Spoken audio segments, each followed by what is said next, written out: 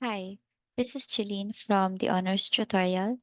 Our topic for today is about addition and subtraction of fractions and mixed numbers with and without regrouping. This is for Mathematics 6. So let us have our first example, 5 over 12 plus 3 over 12.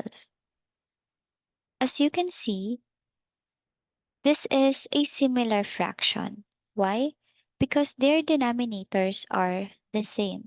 We have here 12 and 12. So if we have a similar fraction, what you are going to do is focus on the numerator. Let me just write solution here.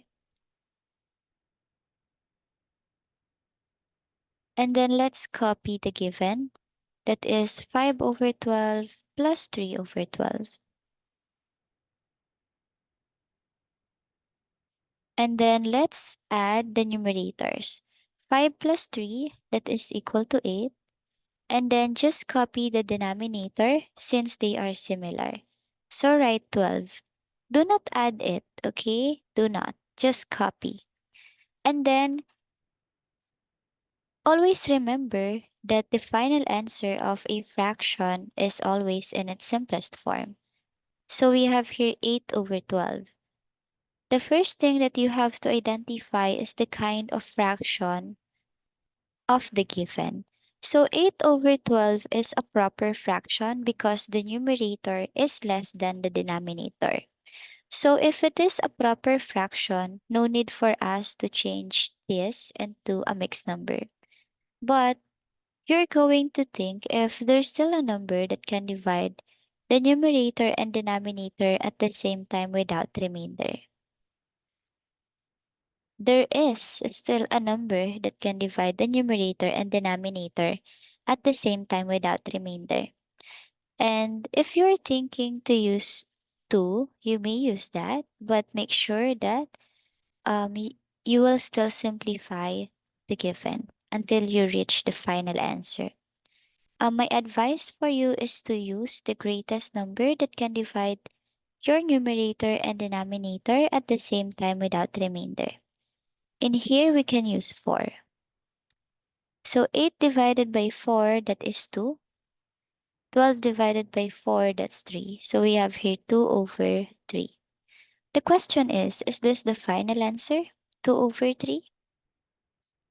Yes, it is the final answer. It is because of two reasons. The first reason is that this is a proper fraction, meaning the numerator is less than the denominator. Therefore, no need for us to change this into a mixed number. The second reason is that there's no number that can divide the numerator and denominator at the same time without remainder. So that's the answer for example 1. Next, example number 2. We have here 2 over 5 plus 7 over 9. As you can see, in our denominator, we have here different numbers, right? Meaning, this is a dissimilar fraction. If your given is a dissimilar fraction, my advice for you is to use the butterfly method. So let's write solution here.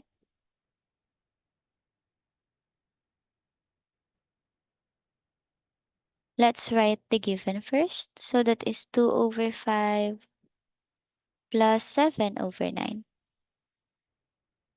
And then multiply this 2 and 9. So 2 times 9, that's 18. So we have here 18. And then we have here 5 times 7, that's 35. And then 5 times 9, that's 45. And then let's proceed. Copy 18. And then copy the operation, which is addition. So plus 35 over the denominator, which is 45 over 45. Now let's add the numerators. So we have here 18 plus 35. That is equal to 53. So we have 53 in our numerator. In our denominator, just copy 45. Is this the final answer? No, it is not the final answer. It is because our fraction here, which is 53 over 45, is an improper fraction, meaning the numerator is greater than the denominator. So, if we have here an improper fraction, automatically you have to change that into mixed number to simplify. How are we going to do that? You have to divide, so that is 53 divided by 45.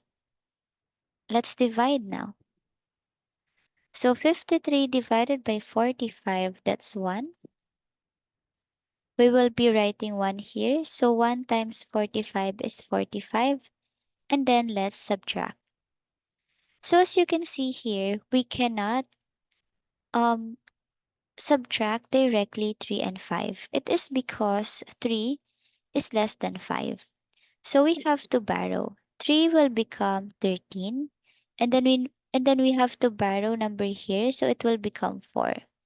So 13 minus 5, that is 8. And 4 minus 4 is 0. So cancel this out. So now, we may convert this into a mixed number. Your quotient here will be your whole number. So let's kindly write it like this. And then your remainder, which is 8, will be your numerator. And then your divisor, which is 45, will be your denominator. So the answer is 1 and 8 over 45.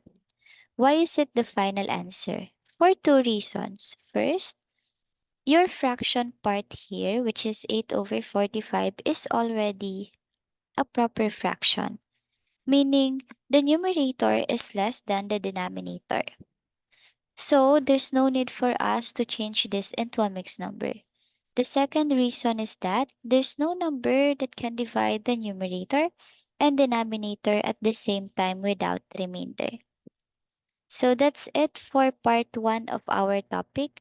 Kindly watch part 2 of this topic to gain more knowledge. If you have inquiries or questions about the topic, kindly message us the honors tutorial. Thank you and God bless.